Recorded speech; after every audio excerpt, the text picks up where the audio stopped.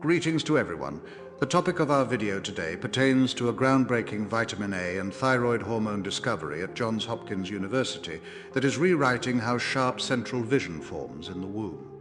Lab-grown glowing retinal organoids revealed that the foveola, the retina's central powerhouse responsible for about half of all human visual perception, hosts blue cones in weeks 10 through 12 of fetal development that convert into red and green cones by week 14 as retinoic acid is broken down and thyroid hormones drive the switch. This challenges the 30-year-old migration theory, as Robert J. Johnston Jr. states. This is a key step toward understanding the inner workings of the center of the retina, a critical part of the eye and the first to fail in people with macular degeneration.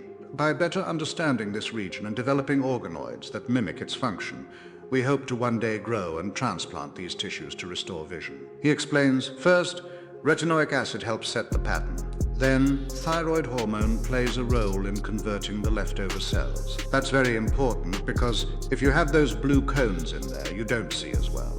With the data showing these cells actually convert over time, which is really surprising. That the PNSS published work could transform treatments for macular degeneration through advanced organoid cell therapies, with Hussey pointing to the potential for an almost made-to-order population of photoreceptors that reintegrate into the eye after safety and efficacy studies. To support our channel's growth and ensure broader awareness, kindly hit the like, hype, share and subscribe buttons. This will help us reach more individuals and disseminate valuable information. Thank you in advance.